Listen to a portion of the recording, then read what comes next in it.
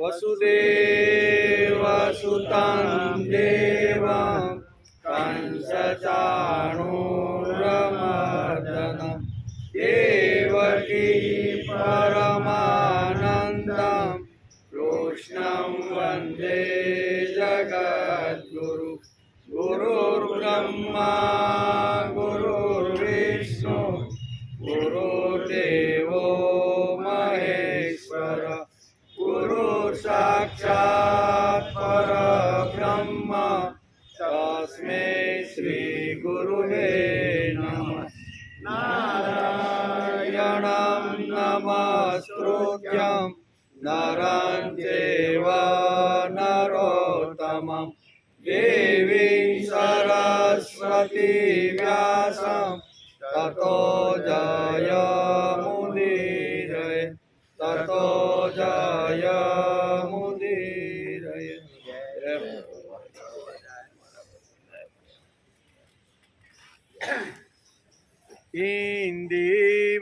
इन्दीवरभासं प्रकटसुरासं कुसुमविकासं वंशीधरं हतमन्मथमानं रूपनिधानं कृतकलगानं चितहरं वल्लभमृदुहासं कुञ्जनिवासं विविधविलासं केलिकरं भजनन्दकुमारं सर्वसुखसारं तत्त्वविचारं ब्रह्मपरम्।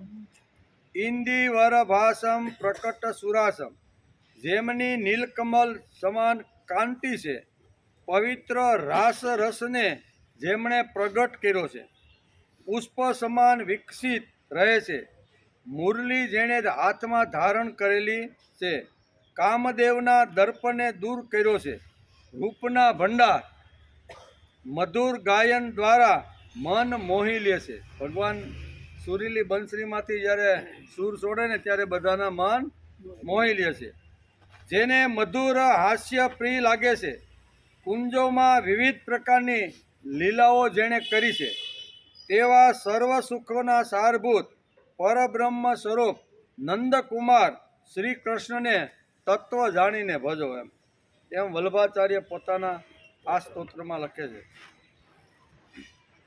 આજે શ્રીમદ ભાગવત ચિંતન શરૂ થયું એનો 332મો દિવસ। ગઈકાલે આપણે 12મા સ્કંદના 4થા અધ્યાયને નમસ્કાર કર્યા, જેમાં આપણે કઈ કઈ વાતો જોઈ તો કે 4 પ્રકારના પ્રલયો જોયા। ગઈકાલે આપણે શું જોતા હતા કે 4 પ્રકારના પ્રલયો, એમાં નિત્ય પ્રલય, નૈમિતિક પ્રલય, પ્રાકૃતિક પ્રલય અને ચોથો છે આત્યંતિક પ્રલય। આનો ગઈકાલે આપણે વિચાર કર્યો। હે કુરુ શ્રેષ્ઠ પરીક્ષિત, વિશ્વ વિધાતા ભગવાન નારાયણ જ સમસ્ત પ્રાણીઓ અને શક્તિઓનો આશ્રય છે। નારાયણ બધાનો આશ્રય સ્થાન છે। મેં જે કાંઈ સંક્ષેપમાં કહ્યું તે બધી તેમની જ લીલા છે। ભગવાનની લીલાઓનું પૂરેપૂરું વર્ણન તો સ્વયં બ્રહ્માજી પણ કરી શક્યા નથી, તેથી હું 7 દિવસમાં તમારી સાથે એનું વર્ણન કેવી રીતે કરી શકું? આમ સુખદેવજી મહારાજ રાજા પરીક્ષિતને કહે છે, હે પરીક્ષિત, જે લોકો અત્યંત દુસ્તર સંસાર સાગરને તરી જવાની ઈચ્છા રાખે છે, તેણે કૃષ્ણ લીલા રોજ સાંભળવી જોઈએ, અથવા ઘરે જઈને 1-2 શ્લોકનું રોજ આવી રીતનું પારાયણ કરીને કૃષ્ણ લીલાને સમજવાનો પ્રયત્ન કરવો જોઈએ, તો જ અનેક પ્રકારના દુઃખોના દાવા નળથી બચી શકશું। તેમને શાંતિ, સમાધાન અને સુખ પ્રાપ્ત થશે। જે ભગવાન કૃષ્ણની લીલા રોજ આવી રીતનું શ્રવણ કરશે તેના જીવનમાં સુખ, શાંતિ અને સમાધાન થશે। આમ રાજા પરીક્ષિતને જતા જતા અહીંયા છેલ્લા દિવસોની અંદર સુખદેવજી મહારાજ કહે છે, હે પુરુષોત્તમ, એટલે કે પુરુષોત્તમ ભગવાનની લીલા કથારૂપ રસના સેવન સિવાય સુખી થવાનું બીજું કોઈ સાધન નથી। માણસને જો સુખી થવાનું હોય તો ભગવાનની લીલાઓનું શ્રવણ મનન અને કીર્તન આ 3 વાતો રોજ કરવી જોઈએ. માનવ માત્ર ભગવાનની લીલા રસાયનું સેવન કરીને જ પોતાનો મનોરથ પૂર્ણ કરી શકે છે. સુખદેવજી કહે છે કે હે રાજા પરીક્ષિત, મેં તમને જે કંઈ કહ્યું તે જ શ્રીમદ ભાગવત પુરાણ છે. મેં તમને જે કાંઈ વાત કરી ને એ જે 18 પુરાણો છે એમાંનું એક શ્રીમદ ભાગવત પુરાણ છે. એની મેં તમને આ 18,000 શ્લોકની અંદર અને આ 12મા સ્કંદની અંદર હું તમને આ વાતો બધી પુરાણની કહી રહ્યો છું. એને સનાતન ઋષિઓ નર નારાયણે પહેલાં દેવર્ષિ નારદને કહ્યું હતું. આજે મેં તમને જે પુરાણ કીધું ને એ વિષ્ણુ ભગવાને પહેલાં કોને કીધું? તો કે દેવર્ષિ નારદને. પહેલાં દેવર્ષિ નારદને નારાયણે આ પુરાણ કહ્યું હતું. અને નારદજીએ મારા પિતા મહર્ષિ કૃષ્ણ દ્વૈપાયન એટલે કે વ્યાસજીને કહ્યું હતું. મારા પિતાએ પ્રસન્ન થઈને મને આ વેદ તુલ્ય શ્રીમદ ભાગવતનો ઉપદેશ કર્યો. મારા પિતાએ મને ઉપદેશ કર્યો, એ મેં તમને સંભળાવ્યું. એમ ભવિષ્યમાં જ્યારે સૌનાકી ઋષિઓ નૈમિષારણ્યમાં બહુ મોટો યજ્ઞ કરશે તે વખતે સૂતજી આ સંહિતાનું શ્રવણ ત્યાં આ ઋષિઓને કરાવશે. આમ કરી અને ગઈકાલે આપણે આ અધ્યાયને નમસ્કાર કર્યા. આજે આપણે ને 5મા અધ્યાયની અંદર અહીંયા શ્રી સુખદેવજીનો અંતિમ ઉપદેશ, ત્યાંથી પછી ઉપદેશ આપી અને પછી ત્યાંથી નીકળી જાય છે. આ છેલ્લો ઉપદેશ છે. એટલે છેલ્લા ઉપદેશમાં અહીંયા ભાગવતકાર વેદવ્યાસે અહીંયા ઠાસીને આ તત્વજ્ઞાન ભરેલું છે. એનો આજે આપણે વિચાર કરવાનો છે કે છેલ્લો ઉપદેશ શું આપ્યો છે એનો વિચાર કરશું. શ્રી સુખદેવજીનો અંતિમ ઉપદેશ. શ્રી સુક ઉવાચ અત્રાનું વર્ણતે ભિક્ષા વિશ્વાત્મા ભગવન હરિ યસ્ય પ્રદાજતો બ્રહ્મા રુદ્રક્રોત સમોદ્ભવમ ત્વં તુ રાજન મરિષ્યેસી પશુ બુદ્ધિમિતા જહિ ન જાત પ્રાગભૂતોદ્ય દેહ તત્વમ ન નક્ષસી. સુખદેવજી મહારાજ કહે છે કે હે રાજા પરીક્ષિત, આ શ્રીમદ ભાગવત મહાપુરાણમાં વારંવાર સર્વત્ર વિશ્વાત્મા ભગવાન શ્રીહરિનું સંકીર્તનનું વર્ણન વારંવાર આવે છે. શું કહે છે? મેં તમને અત્યારે જે વાત કીધી, જે સંકીર્તન કરીને પ્રભુના પગ સુધી અથવા પરમપદ સુધી પહોંચી શકાય છે, એ સંકીર્તનની વાત મેં વારંવાર તમને ઘણા બધા અધ્યાયની અંદર કરેલી છે. શ્રીહરિની સંકીર્તનની વાત મેં ઘણા અધ્યાયમાં તમને સમજાવી છે. બ્રહ્મા અને રુદ્ર પણ શ્રીહરિની ભિન્ન નથી. તેમની જ પ્રસાદ લીલા અને ક્રોધ લીલાની અભિવ્યક્તિ છે. હે રાજન, હવે તમે આ પશુઓ જેવી અવિવેક રૂપી ધારણા માન્યતા તમે છોડી દો. હવે પશુતા જેવી જે માન્યતા તમે લઈને જે બેઠા છો એ હવે તમારે છોડી દેવી જોઈએ. આ પશુઓ જેવી અવિવેકી ધારણા માન્યતા તમે હવે છોડી દો. હું મરીશ, જેમ શરીર પહેલાં ન હતું અને હમણાં દેખાય છે અને પાછું નષ્ટ થઈ જશે, તે શરીરની જેમ તમે પહેલાં ન હતા. તમારો જન્મ થયો છે અને હવે તમે મરી જશો. આવી જે પશુ જેવી વાતો છે ને, એ પશુ જેવી વાતો તમારે છોડી દેવી જોશે. તમને એમ થાય છે કે મારો જન્મ હમણાંનો જ છે, હસ્તિનાપુરનો હું ચક્રવર્તી રાજા બન્યો છું અને આવી રીતનું સારું શાસન કરું છું, અને એકવાર આ શરીર ક્ષીણ થશે અને પછી મારે જવાનું છે. આવું ખાલી તમે જે વિચારીને બેઠા છો ને, એ તમારે છોડી દેવું જોઈએ. તમારે શું સાંભળવું જોઈએ અથવા શું અનુગ્રહણ કરવું જોઈએ એમ કે છે. જેમ શરીર પહેલાં ન હતું અને હમણાં દેખાય છે અને પાછું નષ્ટ થઈ જશે, તે શરીરની જેમ તમે પહેલાં ન હતા. તમારો જન્મ થયો છે અને હવે પછી મરી જશો, એવી વાત જ નથી. કાંઈ આવી કોઈ વાત નથી. એમ કે આવી કોઈ વાત જ નથી. જેમ બીજથી અંકુર અને અંકુરથી બીજની ઉત્પત્તિ થાય છે, તે જ પ્રમાણે એક શરીરથી બીજા શરીરની અને બીજા શરીરથી ત્રીજા શરીરની ઉત્પત્તિ થાય છે. પરંતુ તમે નથી તો કોઈનાથી ઉત્પન્ન થયા, કે નથી તો કોઈ ભવિષ્યમાં પુત્ર પૌત્રાદિકના શરીર રૂપે ઉત્પન્ન થશો. અગ્નિ લાકડાથી સર્વ રીતે અલગ રહે છે. લાકડાની ઉત્પત્તિ અને વિનાશથી તે સર્વ રીતે અલગ છે. તે જ રીતે તમે પણ શરીર વગેરેથી સર્વથા તમે અલગ છો. શરીર અને આત્મા આવી રીતના બંને, શરીર પણ જુદું છે અને અંદર રહેલું જે આત્મ તત્વ છે ને એ પણ જુદું છે. એમ અહીંયા સુખદેવજી અંતિમ સંદેશો આપતા સુખદેવજી મહારાજ રાજા પરીક્ષિતને આ પ્રમાણે કહે છે: હે રાજા પરીક્ષિત, સ્વપ્ન અવસ્થામાં એવું લાગે છે કે મારું માથું કપાઈ ગયું અને હું મરી ગયો. મને લોકો શમશાનમાં બાળી રહ્યા છે, પરંતુ આ બધી શરીરની જ અવસ્થાઓ દેખાય. સ્વપ્નમાં ઘણીવાર આવી ઘટનાઓ બનતી હોય છે, બરાબર ને?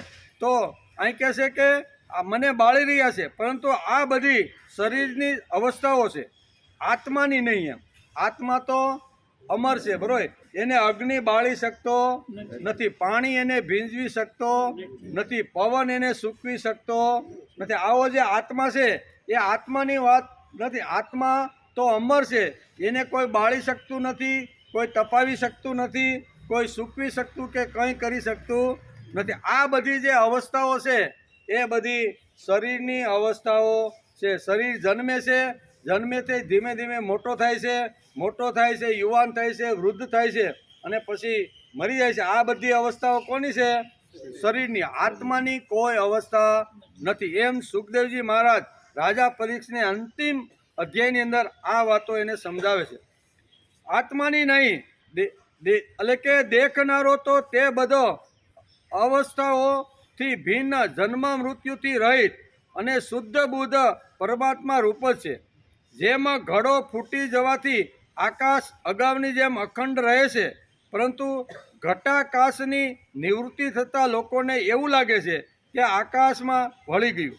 વાસ્તવમાં તો તે મળેલું જ હતું. તે જ પ્રમાણે દેહ છૂટી જતાં એવું લાગે છે કે જાણે જીવ બ્રહ્મ થઈ ગયો.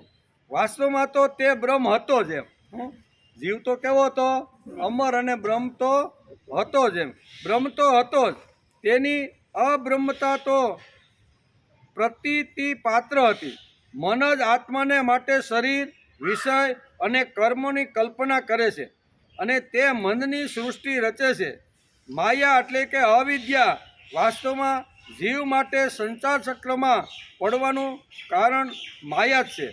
જ્યાં સુધી તેલ રાખવાનું પાત્ર, દિવેટ અને અગ્નિનો સંયોગ રહે છે ત્યાં સુધી દીવામાં દીવાપણું છે.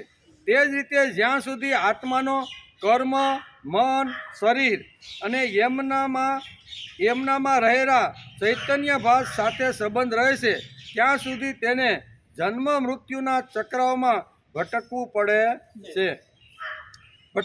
છે. અને રજોગુણ, સત્વગુણ અને તમોગુણની વૃત્તિઓથી તેને ઉત્પન્ન થવું, સ્થિત થવું, તો એક શરીર છોડીને બીજા શરીરમાં જાય છે. આત્મા અમર છે, આત્મા મરતો નથી. એમાં વેદવ્યાસ લખે છે.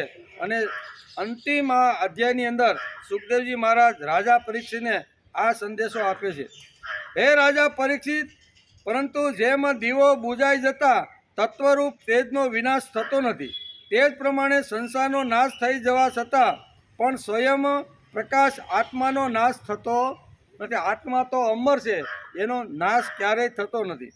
કેમ કે તે કાર્ય અને કારણ, વ્યક્ત અને અવ્યક્ત બધાથી પર છે. તે આકાશની જેમ બધાનો આધાર છે, નિત્ય અને નિશ્ચળ છે, તે અનંત છે. ખરેખર આત્માની ઉપમા આત્મા છે. આત્માની ઉપમા બીજા કોઈને આપી શકાય? આત્માની ઉપર આત્મા છે. હે રાજન, એવમાત્મા નમાત્મા ત આત્મેનેવામૃષં પ્રભુ બુદ્ધયાનુમાનગર્ભિણ્યા વાસુદેવાનો ચિંતયત ચૌદિતો વિપ્રવાક્યેન ન ત્વં ચક્ષતિ તક્ષક મૃત્યવો નોપદસ્યંતિ મૃત્યુના મૃત્યમીશ્વર. હે રાજન, તમે તમારી વિશુદ્ધ અને વિવેકવાળી બુદ્ધિને પરમાત્માના ચિંતનમાં ભરી ગયો. હવે અંતિમ ઘડીઓ અત્યારે ગણાઈ રહી છે. તક્ષક અત્યારે રાહ જોઈ અને આ તૈયાર થઈને જ બેઠો છે. એટલે હવે તમારે શું કરવાનું છે એમ કરી અને રાજા પરીક્ષિતને કહેશે કે તમે તમારી વિશુદ્ધ અને વિવેકવાળી બુદ્ધિને પરમાત્માના ચિંતનમાં ભરી દો અને સ્વયં પોતાના અંતરમાં સ્થિત પરમાત્માનો તમે સાક્ષાત્કાર કરો. જુઓ, તમે મૃત્યુઓનું પણ મૃત્યુ છો. તમે સ્વયં ઈશ્વર છો. બ્રાહ્મણના શાપથી પ્રેરિત તક્ષક તમને ભસ્મ કરી શકશે નહીં. તક્ષકની તો વાત જ ક્યાં રહી કે ક્યાં છે. સ્વયં મૃત્યુ અને મૃત્યુઓનો સમૂહ પણ તમારી નજીક ફરકી શકશે નહીં. પણ ક્યારે? તો કે બુદ્ધિ છે, મન છે, ઇન્દ્રિયો છે, એને બધાને સંયમિત કરી અને પ્રભુની અંદર તમે જો જોડી દેશો ને તો તક્ષક તમારું કાંઈ બગાડી શકવાનો નથી. આમ અંતિમ ઉપદેશની અંદર અહીંયા ભાગવતકાર લખે છે અને વેદવ્યાસ લખે છે અને સુખદેવજી મહારાજ કહે છે. ભાગવતમાં લખ્યું છે કે ભક્તિ કરવી જોઈએ. શું કે મન અહીં કહે છે તમારી જે પવિત્ર અને શુદ્ધ જે બુદ્ધિ છે ને એને તમે ભગવાનની અંદર તમે જોડી ગયો અને પરમાત્માનો સાક્ષાત્કાર તમે કરી રહ્યા છો એવો અનુભવ તમે અત્યારે ભૂતકાળ, ભવિષ્યકાળ અને વર્તમાન કાળ છોડી અને મન, બુદ્ધિ, ઇન્દ્રિયોને પરમાત્માની અંદર જોડી દેશો તો તક્ષક તમારું કાંઈ બગાડી શકવાનો નથી. પણ તમારે આ કરવું પડશે. શું કે છે? ભક્તિ. એટલે અહીંયા મન ભગવાનની અંદર એકાગ્ર કરો અને એમનો તમે પરમાત્માનો સાક્ષાત્કાર કરશો તો તક્ષક તમારું કાંઈ બગાડી શકશે નહીં. ભાગવતમાં લખ્યું છે કે ભક્તિ કરવી જોઈએ. એનો અર્થ એ કે વૃત્તિ બદલવાની છે, જીવન બદલવાનું છે. 7 દિવસ સુધી મેં તમને ભગવાન કૃષ્ણની લીલાઓનો ઘણું બધું વર્ણન તમારી સમક્ષ મેં કર્યું છે. હવે તમારે તમારું જીવન સંપૂર્ણ રીતે બદલી નાખવાનું છે. તમે જે હેતુથી ગંગા મૈયાના પવિત્ર કિનારા ઉપર અહીંયા 7 દિવસમાં મને કોઈ મુક્તિ અપાવે એવો વિચાર કરીને જ્યારે આટા મારતા હતા એ વખતે તમારો ને મારો સંયોગ થયો, ભેટો થયો અને 7 દિવસ સુધી મેં તમે ભગવાન કૃષ્ણની લીલા કીધી છે. તેથી એ લીલા સાંભળ્યા પછી તમારા જીવનમાં હવે બદલ આવવી જોઈએ. વૃત્તિ તમારી બદલી જોઈએ. તેના માટે બુદ્ધિમાં ફેરફાર કરવાનો છે. ભક્તિનો આ અર્થ સ્વીકારવામાં આવે તો કર્મ બંધનથી છૂટી શકાય છે. એમ અત્યારે સુખદેવજી મહારાજ રાજા પરીક્ષિતને અહીંયા તક્ષક આવે એ પહેલાં છેલ્લો સંદેશો અત્યારે અહીંયા આપે છે. તેના માટે બુદ્ધિમાં ફેરફાર કરવાનો છે, નહીં તો કેવી રીતે છૂટશો? મેં શું કર્યું છે? મેં સંકલ્પ કર્યો નથી. મને ખબર નથી કે સંકલ્પ કેવી રીતે થાય. સંકલ્પ મારો નથી. જે શક્તિથી મેં કામ કર્યું છે તે શક્તિ મારી નથી. જે શક્તિથી મેં કામ કર્યું છે તે શક્તિ મારી નથી. તો પછી કૃતિનું ફળ આવ્યું તે મારું સમજીને લઉં તો તે ચોરી જ કહેવાય. જેનું છે તેને કર્મ મારે અર્પણ કરી દેવું જોઈએ. અત્યાર સુધી મેં 7 દિવસ સુધી મેં તમારી સાથે ભગવાન કૃષ્ણની લીલાઓ જે કરીને, બરાબર ને, એ કોના પ્રતાપથી? અંદર કોઈ બેઠેલી કોઈ શક્તિ મને બોલાવી રહી છે. અંદર રહેલી શક્તિ મને કોઈ વૈચારિક આવી રીતનું જબરજસ્ત જ્ઞાન આપીને મને સમજાવી રહી છે. એ જ વાતો મેં તમને કીધી છે. તેથી મેં તમને 7 દિવસ સુધી જે અહીંયા ગંગા મૈયાના પવિત્ર કિનારા ઉપર અહીંયા 18,000 શ્લોક અને 12 સ્કંધની અંદર આખું જે શ્રીમદ ભાગવત મારા પિતાએ મને જે આપ્યું એનો મેં તમારી સામે આવી રીતનો વાંચવાનો અને અભ્યાસ કરવાનો પ્રયત્ન કર્યો છે.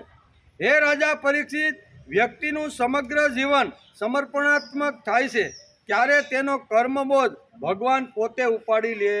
100% ભક્ત જ્યારે ભગવાનના ચરણમાં સમર્પિત થઈ જાય છે, સમર્પણ થઈ જાય છે કે ભગવાન હવે તું બોલે, તું કરાવે, એ જ સાચું છે, મેં બધું તને સમર્પિત કરી દીધું. આવું જ્યારે થાય ત્યારે જ ભગવાન ભક્તનો બધો જ બોજો ઉપાડી લે છે. ખાલી બધાયનો બોજો ઉપાડતા નથી. કોનો ઉપાડે?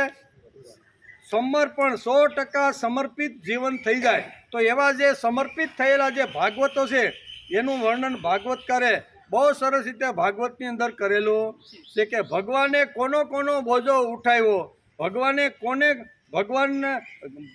કોને કોને ખંભા ઉપર બેસાડી અને ભગવાને સંપૂર્ણ બોજો ઉપાડ્યો એનું સુંદર મજાનું લિસ્ટ ભાગવતકારે ભાગવતની અંદર લખી રાખ્યું છે કે આટલા જે ભક્તો થઈ ગયા એ બધા જ ભક્તોનો છે. એમ સુખદેવજી મહારાજ રાજા પરીક્ષિતને આખું લિસ્ટ આખું આપે છે કે કેટલા, તો કે પ્રહલાદ નારદ પરાશર પુંડરીક વ્યાસાંબરા સુખ સૌનક ભીષ્મ દાલ્ભ્યા રૂકમાન ગદાર્જુન વશિષ્ઠ વિભીક્ષણાદિ પુણ્યાની નામ પરમ ભાગવત સ્મરામી. આટલા જે લોકો થઈ ગયા ને એનો બધો જ બોજો ભગવાને ઉપાડી લીધો છે. શા માટે?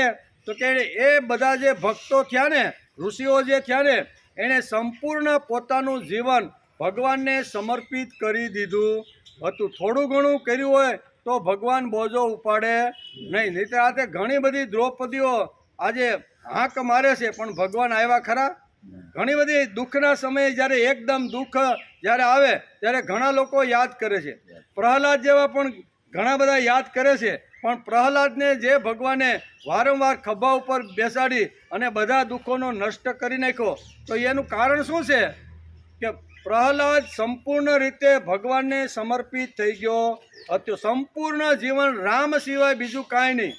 બાપ ગમે તેટલા પ્રલોભન આપે, મારા ગયા પછી તો આ ગાદી તારી જ છે ને, તું શા માટે મારી વિરુદ્ધમાં ઊભો છો?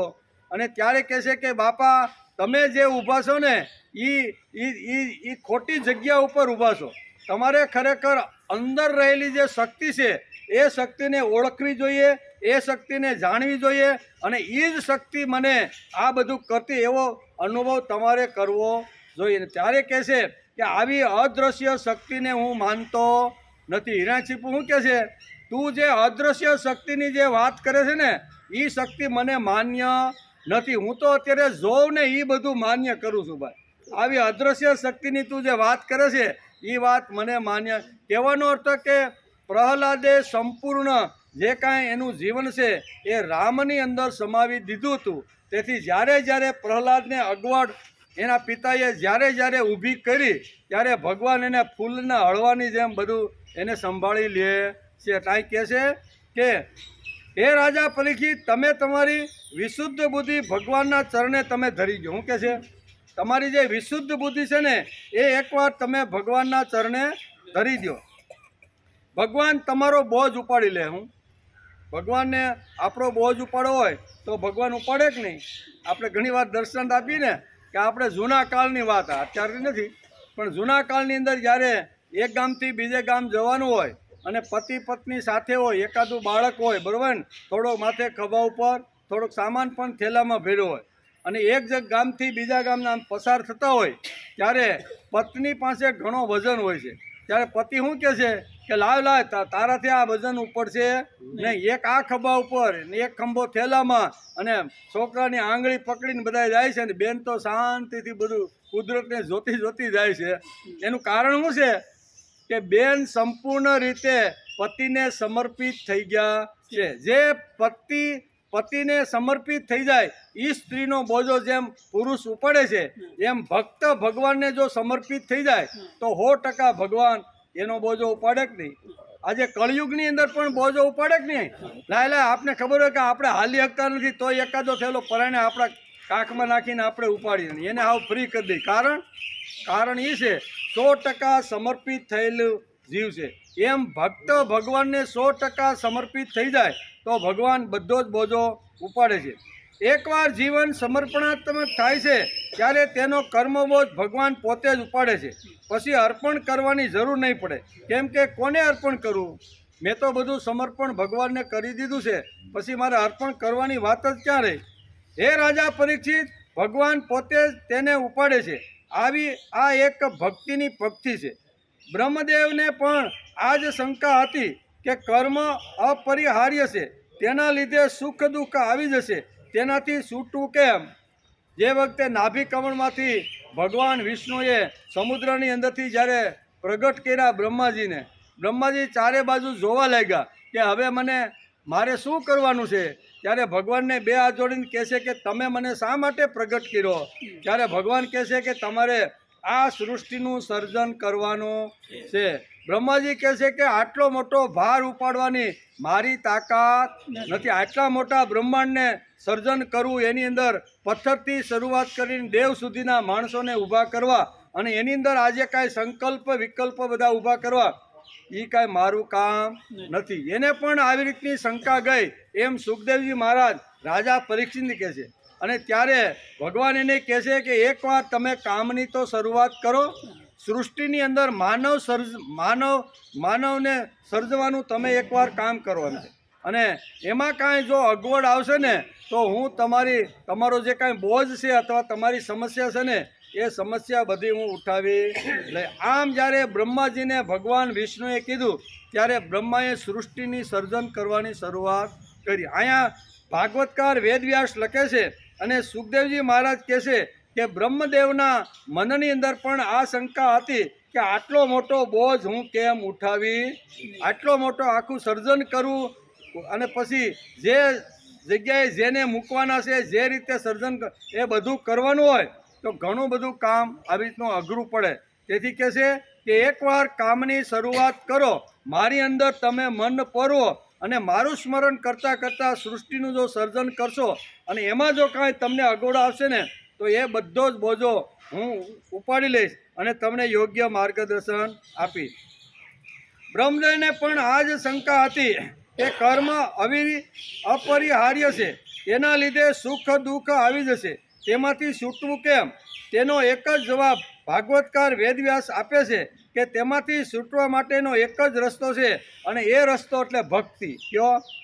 ભક્તિ સિવાય બીજો કોઈ ઉપાય નથી. ભક્તિ એક એવી વસ્તુ છે કે જે બધામાંથી માણસને મુક્તિ અપાવી દે છે.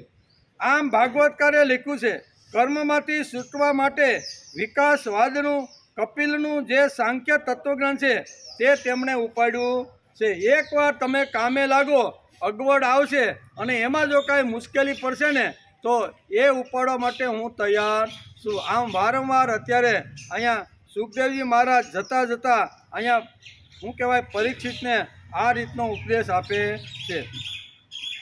પ્રકૃતિમ પુરુષમ ચૈવ વિદધ્યાનાદિ ઉભાવપી વિકારાંશ ગુણાંચેવ વિધિ પ્રકૃતિ સંભવાન. જેમ ભાગવતકાર અહીં લખે છે એમ ભગવાન ગીતાની અંદર પણ અર્જુનને આ જ વાત 13મા અધ્યાયના 20મા શ્લોકમાં પણ આ જ વાત સમજાવે છે. ભાગવત અને ગીતા આપણે જો શરૂઆતથી પ્રથમ સ્કંદથી શરૂઆત કરી અને એની અંદર આપણે જ્યારે અભ્યાસ કરતા હતા ત્યારે શ્રીમદ ભગવતના ઘણા બધા શ્લોકો ભાગવતની અંદર વેદવ્યાસે બેઠા મૂકી દીધા છે. એમ અહીંયા કહે છે કે આવી રીતનો બોજો ઉપાડવો અને સમર્પણાત્મક બુદ્ધિ તૈયાર કરવી, બરાબર, તો એના માટે શું કરવું જોઈએ? આ બધી વાતો ભાગવતકાર લખે છે. પ્રકૃતિ અને પુરુષ એ બંનેને તું અનાદિ જાણ. શું કહે છે? પ્રકૃતિ અને પુરુષ એ બંનેને તું અનાદિ જાણ, તથા રાગ દ્વેષાદી વિકારો તથા સત્વાદી ગુણોને પ્રકૃતિથી ઉત્પન્ન થયેલા જાણ. આમ ભાગવત અને ગીતા બંને એક જ વાત સમજાવે છે. આ પરમાત્માને કેટલાક મનુષ્યો શુદ્ધ થયેલી બુદ્ધિથી ધ્યાન દ્વારા પોતાનામાં જુએ છે, કેટલાક લોકો જ્ઞાન યોગ દ્વારા અને કેટલાક લોકો કર્મયોગ દ્વારા અંતરાત્માને જુએ છે. અંતરાત્માને જોનારા 3 પ્રકારના લોકો છે એ ભાગવતકાર વેદવ્યાસ લખે છે. અને જતાં સુખદેવજી મહારાજ કહે છે કે હે પરીક્ષિત, આ જગતની અંદર માણસ અહીં કહે છે ને કે પરમાત્માને ઓળખવા માટે જ્ઞાન, કર્મ અને ભક્તિ. કેટલાક લોકો જ્ઞાનથી પરમાત્માને ઓળખે છે, કેટલાક લોકો ભક્તિથી ભગવાનને ઓળખે છે અને કેટલાક લોકો કર્મયોગ કરીને પરમાત્માને ઓળખવાનો પ્રયત્ન કરે છે. જ્ઞાન, કર્મ અને ભક્તિનો સુંદર અહીંયા પરીક્ષિત રાજાને આ ઉપદેશ જતાં કરે છે. જ્યારે પુરુષ અલિપ્ત બની જાય છે ત્યારે સુખ દુઃખ તેને ચિંતકતા નથી. ભાગવતકારે વેદાંતી સાંખ્ય તત્વજ્ઞાન સ્વીકાર્યું છે અને આ 12મા સ્કંદના 5મા અધ્યાયમાં ભાગવતકાર હરિલીલા, કૃષ્ણલીલા ગાય છે. અને કૃષ્ણ ભક્તિથી જ કર્મબંધન છૂટે છે એવું સુખદેવજી મહારાજ રાજા પરીક્ષિતને આ પ્રમાણે બધા જ બંધનોમાંથી જો મુક્ત થવાનું હોય તો કૃષ્ણ લીલા વગર શક્ય નથી. ભાગવતકાર અત્યારે ભક્તિ સમજાવવા બેઠા છે. ભાગવતકાર વેદવ્યાસે ને શરૂઆતમાં જ કીધું હતું કે હું ભક્તિ સમજાવવા માટે જ આ ગ્રંથનું નિરૂપણ કરી રહ્યો છું. એમાં ભક્તિ અને ભગવાન, બરાબર, એ બે વાતો જ આ આખા 18,000 શ્લોકની અંદર હું એનું નિરૂપણ કરું છું. તેથી અહીં કહે છે કે 12મા સ્કંદના 5મા અધ્યાયમાં ભાગવતકાર હરિલીલા કૃષ્ણલીલા ગાય છે. કેવી? કૃષ્ણલીલા ગાય. અને કૃષ્ણ ભક્તિથી જ કર્મબંધન છૂટે છે એવું સુખદેવજી રાજા પરીક્ષિતને કહે છે. પરીક્ષિત, તમે તમારી વિશુદ્ધ બુદ્ધિ અને વિવેકવાળી બુદ્ધિને પરમાત્મામાં એકાગ્ર કરી દો. હવે તક્ષક એકદમ આવવાની તૈયારીમાં છે. એટલે તમારે સંપૂર્ણ જે કાંઈ ઇન્દ્રિયો છે, મન છે, બુદ્ધિ છે, એને વિશુદ્ધ કરી અને પરમાત્માની અંદર તમારે એકાગ્ર કરી દેવી જોઈએ. તમે હવે ભૂતકાળ નથી, તમે ભવિષ્યકાળ નથી, તમે વર્તમાનકાળ નથી. તમે ફક્ત ભગવાનના ચરણની અંદર આવી રીતના તમારા મન, બુદ્ધિ અને જે કાંઈ ઇન્દ્રિયો છે એ તમે ધરી રહ્યા છો અને ભગવાન પ્રત્યક્ષ તમારા હૃદયમાં આવી રીતના આવીને બિરાજમાન છે. એને તમે દ્રષ્ટિથી અત્યારે જોશો તો તક્ષક તમારું કાંઈ બગાડી શકવાનો નથી. તમારે આ કરવું પડશે. કેવું? તમારે એકાગ્ર થઈ અને મન બુદ્ધિને આવી રીતના ભગવાનની અંદર લીન કરવા પડશે. ભગવાન ચિંતનથી ભરી દો. સંસાર બુદ્ધિમાં આસક્તિ ન રાખો અને તમે એકાગ્ર બની. હવે તમારે સંસારમાં આસક્તિ રાખવાની જરૂર નથી. એકાગ્ર બની અને મન પ્રભુને અર્પણ કરી દો. અને હવે તમારી જવાની તૈયારી થઈ ગઈ છે. તેથી હવે તમે સાવધાન થઈ જાઓ. આમ ભાગવતકાર વેદવ્યાસ લખે છે અને સુખદેવજી મહારાજ અંતિમ સંદેશો અહીં સુનાવ પરીક્ષિત. આના પછી સુખદેવજી મહારાજ બોલવાના નથી. આ અધ્યાયની અંદર છેલ્લું જે કાંઈ અહીંયા પરીક્ષિત રાજાને કહેવાનું છે ને એ બધું સંક્ષિપ્તની અંદર કહે છે. હે રાજા પરીક્ષિત, સૃષ્ટિ પેદા થઈ તેથી ભગવાનને આનંદ થયો. સૃષ્ટિની ઉત્પત્તિ થયા પછી કુટુંબ અને પરિવાર છોડવાનો પ્રયત્ન કરો. એમ કહેવાળા શાસ્ત્રકારો સાચા કે ભગવાને સૃષ્ટિ સર્જન કરી તે સાચો? સાચું કોણ એમાં? બેમાંથી ભગવાન સાચા કે અહીંયા શાસ્ત્રકારો જે વિધાન આપણે કરે છે એ સાચા? સૃષ્ટિ ઉત્પન્ન કરનાર બ્રહ્મદેવ અને તેને મદદ કરવાવાળી આદિમ શક્તિ સાચી? આ બેમાં સાચું કોણ? શાસ્ત્રકારો ઘણીવાર એમ કહે છે કે ભાઈ આ શરીર ખોટું છે, આવી રીતનો વૈભવ ખોટો છે, હાથમાં શું કહેવાય લક્ષ્મી હાથનો મેલ છે. આને મારે સાચું સમજવાનું કે ભગવાને બ્રહ્મદેવને આદેશ આપીને સૃષ્ટિનું સર્જન કર્યું અને એની અંદર માનવ ભગવાને ઊભો કર્યો. તો આ માનવ સાચો કે માનવને બધી છોડવાની વાત કેના શાસ્ત્રજ્ઞો સાચા? આવો પ્રશ્ન અત્યારે સુખદેવજી મહારાજ અહીં ઊભો કરે છે. એક સૃષ્ટિ નિર્માણ કરવાનો આગ્રહ રાખે છે અને અમને શાસ્ત્રકારો કહે છે કે કુટુંબ અને સંસાર છોડી દો. તો આ મારે સાચું શું માનવું? શાસ્ત્રકારો એમ કહે છે જો તમારે ભક્તિ કરવી હોય, અધ્યાત્મ કરવો હોય, પ્રભુના પરમ પદ સુધી જો પહોંચવાનું હોય તો તમારે ગૃહ ત્યાગ કરી દેવો જોઈએ. તો આ ગૃહ ત્યાગ કરવાવાળા શાસ્ત્રજ્ઞો સાચા કે આ બ્રહ્માંડની અંદર બ્રહ્માને આદેશ આપીને જે ભગવાને સૃષ્ટિ આખી બનાવી છે એ સૃષ્ટિ કરતા સાચો? આવો સંકલ્પ વિકલ્પ અત્યારે સુખદેવજીના મનની અંદર જે થઈ રહ્યો છે અને એ જ વાત અત્યારે અહીંયા સુખદેવજી અત્યારે રાજા પરીક્ષિતને કહે છે. તેમાં સૃષ્ટિ વિકાસ સપરિહાર્થ છે પણ સુખ દુઃખાદી દ્વંદ્વોથી થવાવાળી તકલીફ ત્યાજ્ય છે. એટલે કે કર્મની ભીતિ અને કર્મનું પરિણામ ત્યાજ્ય છે. બ્રહ્મદેવે પણ આ શંકા ઉઠાવી હતી. ભાગવતની અંદર બ્રહ્મદેવે પણ આ શંકા ઉઠાવી હતી. કર્મબંધન કેવી રીતે જાય? કર્મ થયું કે બંધન આવી જ ગયું. કર્મ બંધન એટલે કે કર્મ કરો એટલે બંધન આવે કે નહીં? બંધન આવી જ ગયું. આ કર્મ બંધન જાય કેવી રીતે? આ એક મોટો પ્રશ્ન છે. કોઈ પણ કર્મ કરો એટલે બંધન આવે કે નહીં? આપણે અહીંયા આવવાનું કર્મ કરી એટલે આપને બંધન લાગ્યું કે નહીં? આપને બંધન લાગે એટલે કર્મ કરીએ એટલે બંધન તો આવી જાય. ભાગવતકાર વેદવ્યાસે 12મા સ્કંદના 5મા અધ્યાયમાં જવાબ આપ્યો છે કે તે ભક્તિથી જ જશે. જો આ બંધન તમારે જો સંસારના બંધનમાંથી જો મુક્ત થવાનું હશે તો ભક્તિ એટલે મન ભગવાનને અર્પણ કરવું. ઘણીવાર આપણે કહીએ ને કે મયાવેશ્ય મનો એ મામ નિત્યયુક્તા ઉપાસતે શ્રદ્ધયા પરયો પેતાસ તે મેં યુક્ત મતા. એટલે ભગવાને 12મા અધ્યાયની અંદર પણ ભગવાને અર્જુનને આ જ જવાબ આપેલો છે કે માણસે ભક્તિ કરવી જો કે સગુણ સાકાર રૂપ ધારણ કરી અને જે મૂર્તિની હું ઉપાસના કરું છું એ મૂર્તિના ગુણ મારી અંદર જો લાવવાના હોય તો અહીંયા સગુણ સાકાર ભગવાનની ભક્તિ કરવાનું સમજાવ્યું છે. ભાગવતકાર વેદવ્યાસે આ વાતો લખી છે. ભક્તિથી જશે. ભક્તિ એટલે અંતઃકરણમાં મનને સ્થિર કરવું. ભક્તિ એટલે શું છે? અંતઃકરણની અંદર મનને સ્થિર કરી દેવું. જેટલી કલાક કરી, 15 મિનિટ કરી, 20 મિનિટ કરી, અડધો કલાક કરી કે કલાક કરી, જેટલો સમય આપણી ભક્તિ ચાલે એ સમયે મનને ભગવાનની અંદર એકાગ્ર કરી દેવું.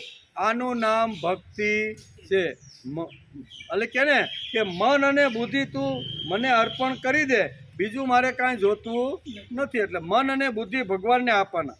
ભાગવતકાર વેદવ્યાસે ભક્તિનો જ રસ્તો સ્વીકાર્યો છે, કારણ કે તે કૃષ્ણ લીલા લખવા અને સમજાવવા માટે બેઠા છે. ભાગવતકાર વેદવ્યાસે અહીંયા ભક્તિનો રસ્તો એટલા માટે બતાવ્યો છે કે શરૂઆતમાં જ કીધું છે કે હું અહીંયા ભગવાનની લીલા લખવા માટે જ બેઠો છું. એમ કે સામાન્ય માણસમાં કર્મ કરશે તે સત કર્મ જ કરશે, તેનું પરિણામ કંઈ ખરાબ નહીં જ આવે.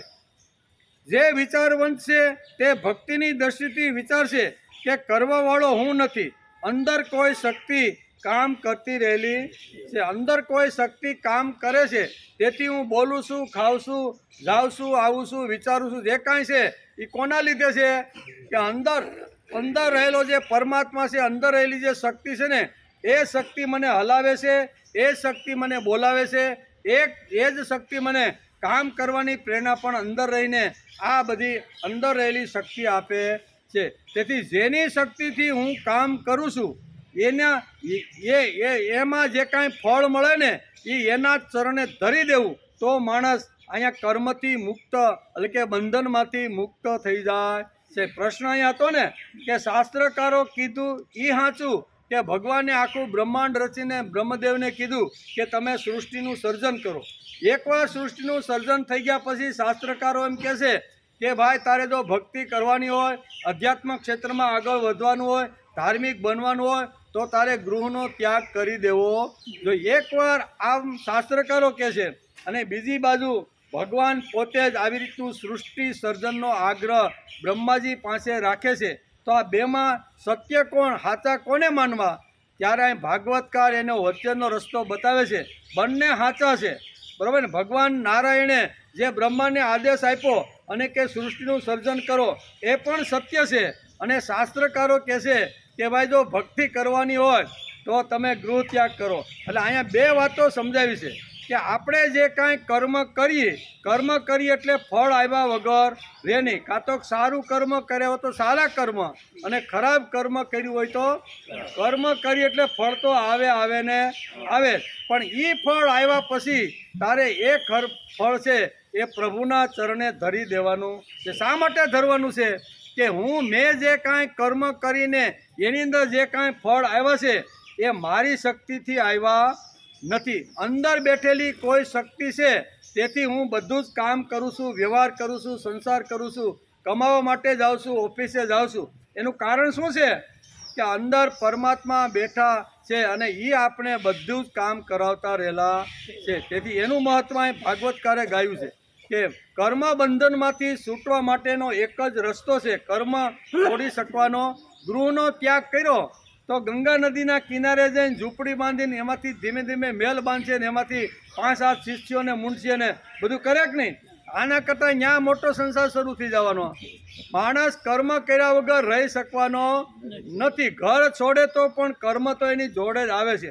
તેથી અહીં શાસ્ત્રકારો કહે છે કે કર્મ કર્યા પછી એના જે ફળ આવે એ ફળ ભગવાનને તમે અર્પણ કરી દો. એટલે કર્મ બંધન તમને નડશે નહીં. તમે કર્મમાંથી મુક્ત થઈ જશો અને અહીંયા તક્ષક જેવો જે આવી રીતનો તમને જે મારવા માટે જે તૈયાર થયો છે ને એ પણ તમારું કાંઈ બગાડી શકવાનો નથી. આમ ભાગવતકાર લખે છે.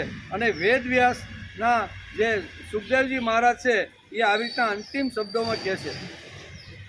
ભાગવતકાર વેદવ્યાસે ભક્તિનો રસ્તો સ્વીકાર્યો છે, કારણ કે તે કૃષ્ણ લીલા લખવા અને સમજાવવા બેઠા છે. તેઓ ભક્તિનો રસ્તો ઉપાડ્યો છે. સામાન્ય માણસ કર્મ કરશે તે સત્કર્મ જ કરશે, પરંતુ પરિણામ કંઈ ખરાબ નહીં જ આવે. જે વિચારવંત છે તે ભક્તિની દ્રષ્ટિથી વિચારશે કે કરવાવાળો હું નથી, અંદર કોઈ શક્તિ કામ કરે છે. કૃતિ ભક્તિ તેની છે અને સ્વીકાર મારો છે. ભક્તિનો અર્થ એવો નથી કે ચાંદલો કરવાવાળો અને રામ રામ કરવાવાળો ભક્ત છે, એટલો અર્થ ફક્ત એના કરતાં પણ આગળ જવાનું એ તો કરવાનું જ છે આપણે, પણ એટલો ભક્તિનો અર્થ નથી.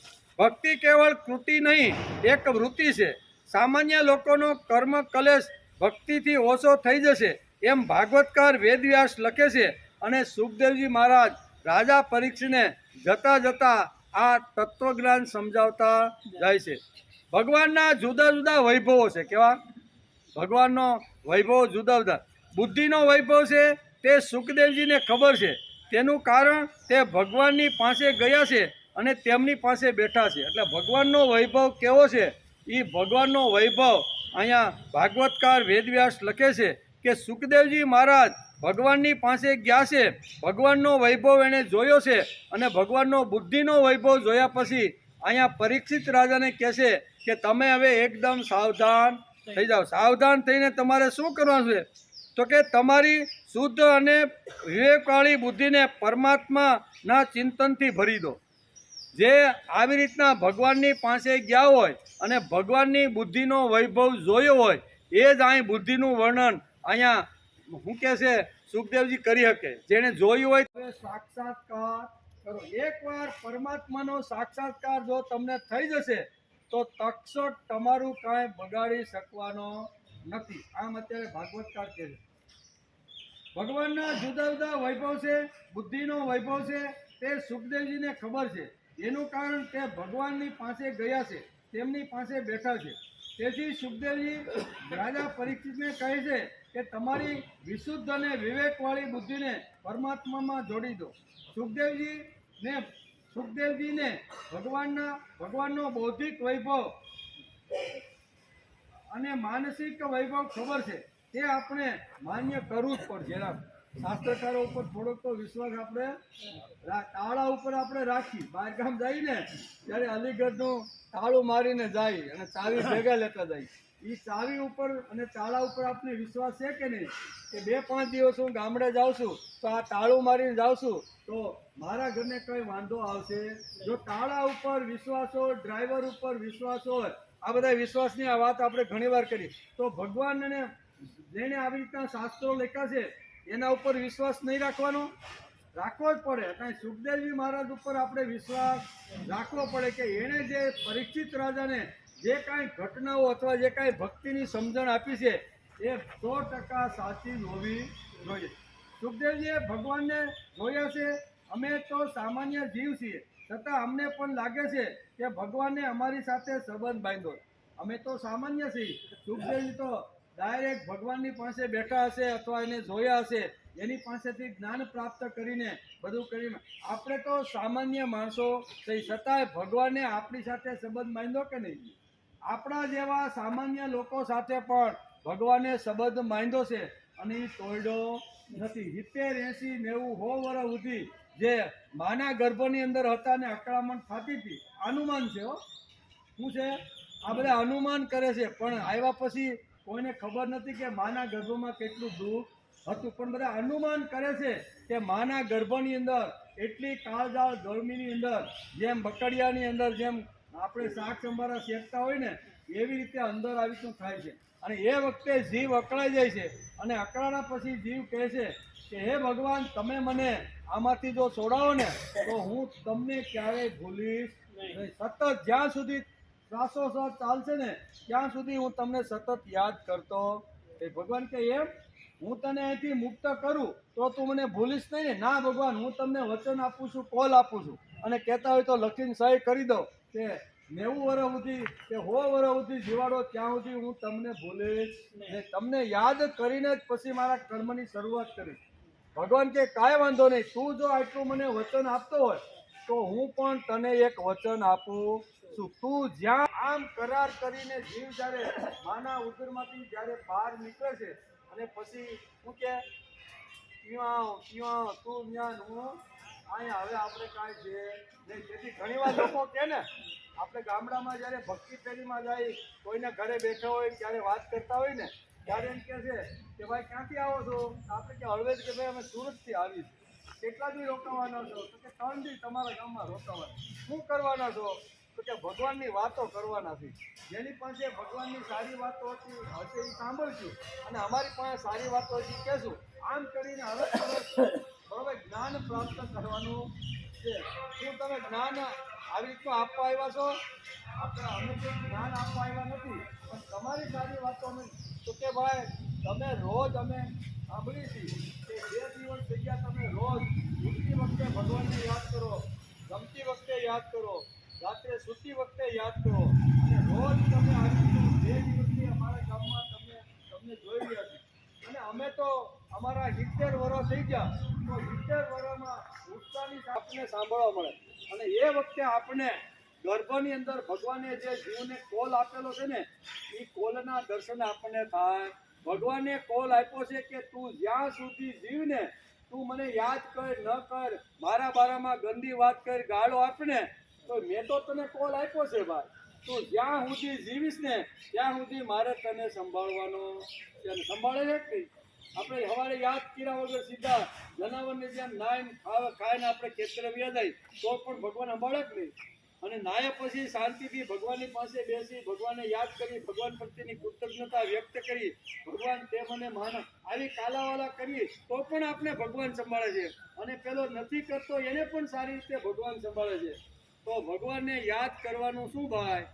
તો ભગવાનને આટલા માટે યાદ કરવાનું કે જીવને એક આવી રીતનો કોલ આપેલો હતો કે તું મને આ કાળઝાળ ગરમીમાંથી બહાર કાઢને તો હું મરીશ ત્યાં સુધી તને ભૂલીશ નહીં. તું ભલે મારી સાથેનો કરાર તે તોડી નાખ્યો. ભગવાન શું કહે છે જીવને? તે મારી સાથેનો ભલે કરાર તોડી નાખ્યો, હું તો મોટો માણસ છું ભાઈ. અને મોટો માણસ કદી કરાર તોડે? અરે ગમે તેવી અગવડ આવે ને, એકવાર કહી દીધું સ્વપ્નમાં કે આજથી હું તને આ રાજ્ય આપું છું. સ્વપ્નમાં આવેલું પણ રાજ્ય મોટા માણસો આવી રીતના સત્ય કરી બતાવે જ નહીં. ગમે તેટલી ગાળો આપો પણ ભગવાન શાંતિથી સાંભળતો કે દીકરા મેં તને વચન આપ્યું છે. એટલે ભગવાન ઘણું બધું સહન કરે.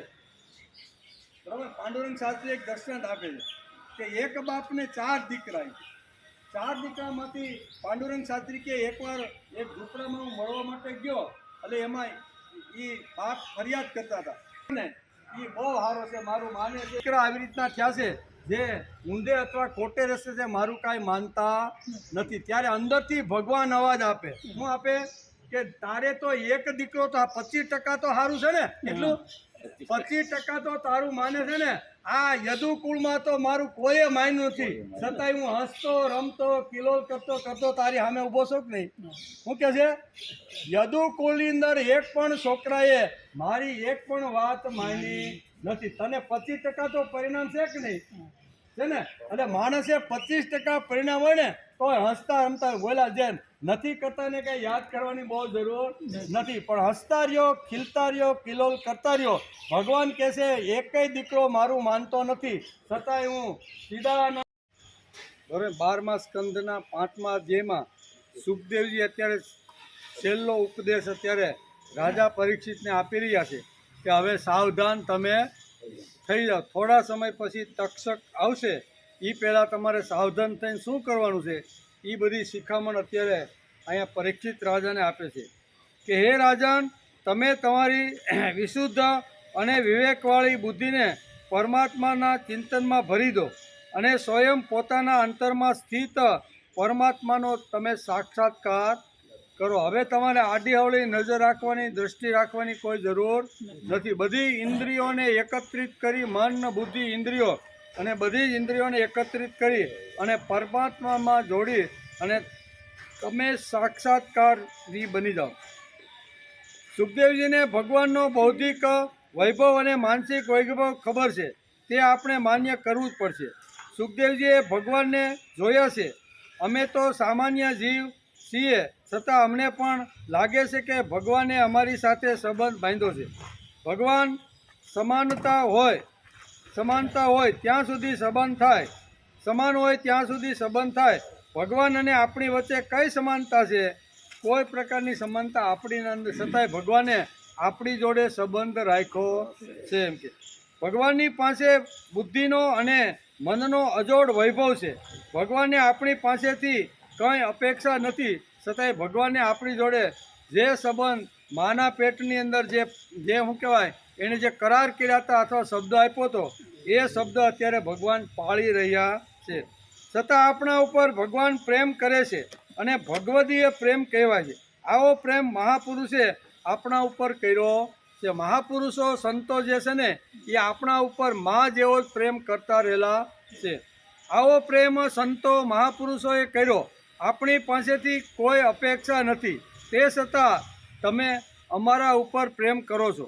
આને ભગવદીય પ્રેમ કહે છે. આવા ભગવદી પ્રેમની વર્ષા ભગવાન આપણા પર રોજ કરતા રહ્યા છે. તેમને કોઈ અપેક્ષા નથી, કોઈ ઈચ્છા નહીં, કોઈ વાસના નહીં. તેમને અમારી પાસેથી કંઈ જોઈતું નથી, છતાં પણ તેમણે અમારા ઉપર માતૃતુલ્ય પ્રેમ કર્યો છે. લેના દેના બંધે ફિર ભી આનંદે. કાંઈ ભગવાનને આપણી પાસેથી લેવાનો નથી, મહાપુરુષને આપણી પાસેથી કાંઈ લેવાનો નથી, છતાંય નિરપેક્ષ નિરાકાંક્ષ પ્રેમ ભગવાન અને મહાપુરુષ આપણી ઉપર કરતા રહ્યા છે. ભગવાનની લીલા સાંભળવાથી ક્ષુદ્રતા, લાચારી, દીનતા, અસ્વસ્થતા અને અપવિત્રતા બધી ચાલી જાય છે. ભગવાનની લીલા જો હૃદયપૂર્વક અંતઃકરણને શુદ્ધ કરી અને ભગવાને જે લીલાઓ કરી છે એનું જો આપણે અંતઃકરણથી જો શ્રવણ કરીએ ને તો આ બધી લાચારી છે, દીનતા છે, અસ્વસ્થતા છે, અપવિત્ર છે, એ બધી ચાલી જાય છે. ભગવાનની લીલા સાંભળ્યા પછી આપણે શુદ્ધ અને પવિત્ર થઈ જઈએ છીએ. એમ સુખદેવજીએ આપણને ભાગવતનો રસ્તો બતાવ્યો છે. સુખદેવજી આપણે આ રસ્તો બતાવ્યો કે ભગવાનની લીલા માણસે સાંભળવી જોઈએ, એનું શ્રવણ કરવું જોઈએ, મનન કરવું જોઈએ અને એ લીલા જે સાંભળી છે એ પ્રસંગોને ધ્યાન ધરીને રોજ સવારે એ લીલાના એકાદા પ્રસંગને મનની અંદર લાવવાનો પ્રયત્ન કરવો જોઈએ. તો જ આપણી અંદર રહેલી જે અશુદ્ધતા છે, આવી રીતની અપવિત્રતા છે, અજ્ઞાન છે, એ બધું કૃષ્ણ લીલા સાંભળ્યા પછી બધું નષ્ટ થઈ જાય છે. ભગવાનની લીલા સાંભળ્યા પછી આપણે શુદ્ધ અને પવિત્ર થઈ જઈએ છીએ. એમ સુખદેવજીએ આપણને આ ભાગવતનો રસ્તો દેખાડ્યો છે. સુખદેવજી કહે છે કે તમારે ભગવાન નિર્ભરતા લાવવાની છે તો તેની લીલા સાંભળો. ભગવાનના જન્મ, ભગવાનના કર્મ અને ભગવાનના જે ગુણો છે એ ગુણોનો રોજ માણસે એકાદા પ્રસંગનો માણસે વિચાર કરવો જોઈએ. અહીં ભગવાનની લીલાનો અર્થ ભગવાનનું સંપૂર્ણ જીવન. ભગવાન તારા વિચારો અને તારું જીવન માણસને શુદ્ધ અને પવિત્ર બનાવે છે. જેની સામે કૃષ્ણ ભગવાનનું જીવન છે તેને કોઈ સમસ્યા રહેતી નથી. તે સમસ્યાથી ભાગે શા માટે ભાઈ? કૃષ્ણ ભગવાનની લીલા જેણે સાંભળી છે અંતઃકરણ પૂર્વક, તે કોઈ દિવસ સમાજમાંથી ભાગતો નથી. એમ કે ભાગતો નથી. શા માટે? તે સમસ્યાથી ડરે શા માટે ભાઈ? ડરવાનું કોઈ કારણ નથી. પોતાને ક્ષુદ્ર સમજે શા માટે? મારા હાથે કંઈ ન થાય એવું બોલતા કપાળ પર હાથ રાખીને ભગવાનનો ભક્ત અથવા ભાગવતની અંદર લખેલી જે ભગવાનની જે લીલાઓ છે એ સાંભળ્યા પછી માણસ કોઈ દિવસ લમણે હાથ લઈને બેસતો નથી. કારણ કે ભગવાન કૃષ્ણની લીલાઓ આપણે ઘણી બધી સાંભળી, એનો ઉત્સાહ, એની સ્ફૂર્તિ, એનું ચૈતન્ય ક્યારેય આપણને ઓછું થયેલું જોવા મળતું નથી. સુખમાં હોય, દુઃખમાં હોય, કામ થાય ન થાય, પણ કોઈ રીતે ભગવાન હંમેશા હસતા રહેલા છે. તેથી કહે છે કે શ્રી કૃષ્ણ ઉત્સાહ પૂર્તિ છે, ચૈતન્ય મૂર્તિ છે. હું સ્વસ્થ છું, હું અસ્વસ્થ છું, અપવિત્ર છું, પરંતુ પ્રભુ તમારી લીલા સમજ્યા પછી હું સ્વસ્થ અને હું પવિત્ર થઈ જઈશ. કદાચ અત્યારે કથા સાંભળવા માટે, લીલા સાંભળવા માટે બેઠો જ ત્યારે ઘણીવાર અસ્વસ્થ ને અપવિત્ર ને અજ્ઞાની પણ હોઈશ. પણ જ્યારે જેમ જેમ કથા અથવા ભગવાનની લીલા સાંભળતો જઈશ ને ત્યાં સુધીમાં હું ધીમે ધીમે સ્વસ્થ, મારું જે અજ્ઞાન છે એ નષ્ટ થશે, એની જગ્યાએ જ્ઞાન આવશે અને અપવિત્રતાની જગ્યાએ પવિત્ર હું થઈ જઈશ. જ્યાં કૃષ્ણ છે, કૃષ્ણના વિચારો છે, તે ભારતમાં પડી ગયેલો વાસનાથી પતિત થયેલો માનવ જોવા મળે છે. તે જોઈને આપણે આશ્ચર્ય થાય છે. વાસના રમવા માટે છે, તેના તાબામાં જવા માટે નથી. તે જ લોકો સમજતા નથી. એ જોઈને લાગે છે કે આપણા પૂર્વજોએ જે તપસ્યા કરી છે તે શું ફોગટ જશે? તેના માટે સુખદેવજીએ રસ્તો દેખાડ્યો છે અને તે રસ્તો એટલે ભક્તિનો રસ્તો દેખાડ્યો. એવો રસ્તો છે, ભક્તિ જ એક એવો માર્ગ છે કે જે ભગવાનની લીલા સાંભળ્યા પછી અંદર રહેલા જે અપવિત્રતા છે, અસ્વસ્થતા છે, એ જે કાંઈ છે ને એ બધું ભગવાનની લીલાથી બધું દૂર થઈ જાય છે. તપસ્યા ફેલ ન જાય તે માટે સુખદેવજીએ રસ્તો બતાવ્યો છે, દેખાડ્યો છે કે શ્રી કૃષ્ણની લીલા સમજવાથી જીવનમાં ઉત્સાહ, સ્ફૂર્તિ અને ચૈતન્ય આવશે. પણ લીલા શબ્દનો અર્થ આપણે એવો સમજીએ છીએ કે શ્રી કૃષ્ણ દડો લઈને યમુનાના કિનારે રમ્યા અને ગોવાળિયાની સાથે ખૂબ ખેલા. આપણે ફક્ત લીલાનો અર્થ આટલો જ સમજીએ છીએ. પણ ભાગવતકાર અત્યારે અહીં સુખદેવજી મહારાજ કહે છે કે ભગવાનની લીલા એટલે જન્મથી શરૂઆત કરીને અંત સુધી ભગવાને જે કાંઈ કામો કર્યા, ભગવાને જે કાંઈ કષ્ટ ઉપાડ્યા છે, ક્યાંય સુખ મળ્યું છે, ક્યાંય દુઃખ મળ્યું છે, ઘણા લોકોએ અપયશ પણ આપ્યો હશે, કે આવી બધું એના જે જીવન છે એ જીવન જાણવાનો જે પ્રયત્ન કરે છે એને લીલા કહે છે. પણ લીલા શબ્દનો અર્થ આપણે એવો સમજીએ છીએ કે ભગવાન ખાલી ગેડી દડે રમ્યા. લીલાનો અર્થ છે જીવન. તે ઘણા લોકો સમજતા પણ નથી. શ્રી કૃષ્ણનું જીવન, સમગ્ર જીવન અભ્યાસનીય છે. જ્ઞાનીઓ પણ શ્રી કૃષ્ણની લીલા સાંભળ્યા પછી પરલોકનો વૈભવ છોડી દે કે હવે આપણે ભગવાનની લીલા સાંભળ્યા પછી આપણે હવે પરલોકમાં જવાનો નથી, આપણે તો અહીંયા જ મજા આવે છે. એનું પણ શરૂઆતના સ્કંદની અંદર આપણે જોતા હતા કે અહીંયા નારદજી ફરતા ફરતા હિમાલયની અંદર આ બધા સનકાદિક ઋષિઓને મળે છે. પોતાની વ્યથા કહે છે કે યમુનાના કિનારા ઉપર મેં આ એક આવું ચિત્ર જોયું. બે જ્ઞાન અને વૈરાગ્ય, એ એક સ્ત્રીના બે પુત્ર છે અને બે ઘરડા થઈ ગયા છે અને માતા યુવાન છે. અને મને એમ થયું કે આ ભક્તિનું આ શું થશે? એટલે આકાશવાણી થઈ કે તમે એવું કોઈ સાધન હાથમાં લઈને તમે કામ કરો કે જે સાધનથી આ બંને જ્ઞાન અને વૈરાગ્ય પાછા યુવાન થઈ જાય. આમ મને આકાશવાણીએ કીધું અને ફરતો ફરતો બધાને પૂછ્યું, કોઈ મને જવાબ આપ્યો. અને એવામાં અહીંયા વૈકુંઠ જતા રસ્તાની અંદર સનકાદિકનો ભેટો થઈ જાય છે. સનકાદિક કહે છે, આમ દોડતા દોડતા નારદજી હાથમાં વીણા લઈને ક્યાં જાવ છો? એ કે તો કે ભાઈ મને આવી રીતનું એક દ્રશ્ય યમુના નદીના કિનારે જોવા.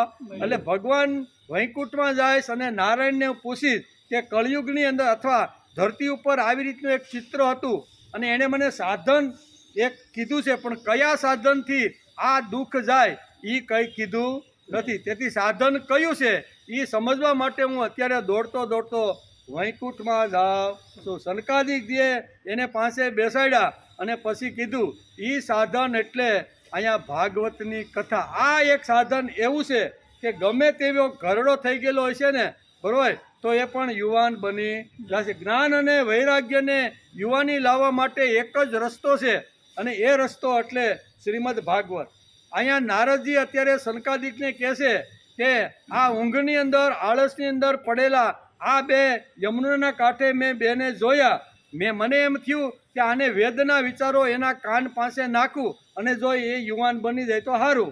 એટલે નારદ અહીં સનકાદિકને કહે છે કે મેં વેદનો ઘોષ એના કાન પાસે આવીને કર્યો, પણ હળવેડા નહીં. વેદોના આવા મંત્રો એની પાસે ગાયા, પણ આ જ્ઞાન અને વૈરાગ્ય જે અચેત પડેલા છે, બરોબર, વૃદ્ધ થઈ ગયેલા છે, એ હળવેડા પણ નહીં. મને એમ થયું કાલની ઉપનિષદનો એકાદ મંત્ર એની પાસે મૂકું. એમ કરીને નારદ કહે છે કે મેં એક ઉપનિષદનો મંત્ર મૂક્યો.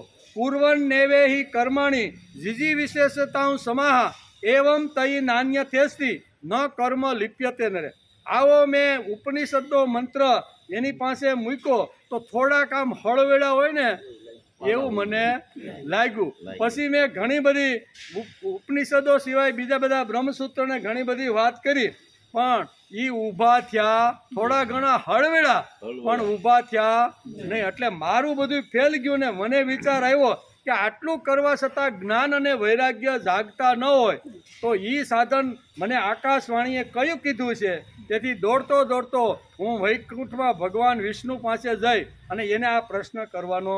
તો સનકાદિક કાંઈ વાંધો નહીં, બેહો, તમારે ત્યાં જવાની જરૂર નથી. એમ કરી અને સનકાદિકે એને કીધું કે આકાશવાણીએ તમને જે સાધન કીધું ને એ સાધન એટલે શ્રીમદ ભાગવત.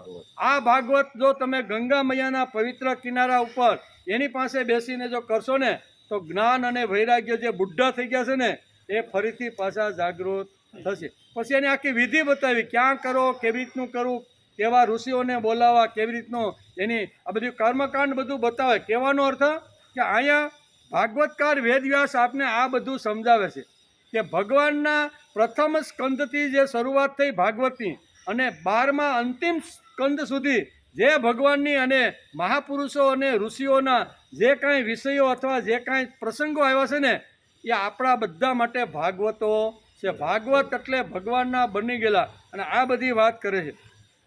લીલાનો અર્થ છે જીવન. તે ઘણા લોકો સમજતા નથી. શ્રી કૃષ્ણનું સમગ્ર જીવન અભ્યાસની છે. જ્ઞાનીઓ પણ શ્રી કૃષ્ણની લીલા સાંભળ્યા પછી પરલોકનો વૈભવ છોડી દે છે.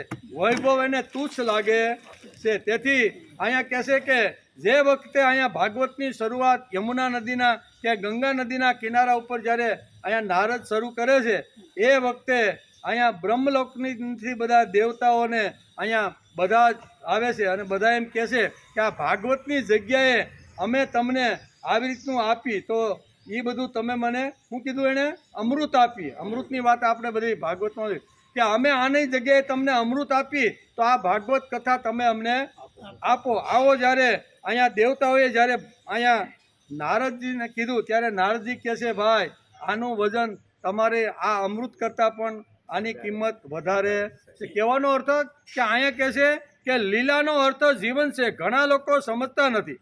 જ્ઞાનીઓ પણ શ્રી કૃષ્ણની લીલા સાંભળ્યા પછી પરલોકનો વૈભવ છોડી છે. આ બધા દેવતાઓ આવ્યા, એણે પ્રલોભન આપ્યું કે આ ભાગવત અમને આપો, એના માટે તૈયાર છે. આવી બધું એટલે છોડી દે. વૈભવ તુચ્છ લાગે છે.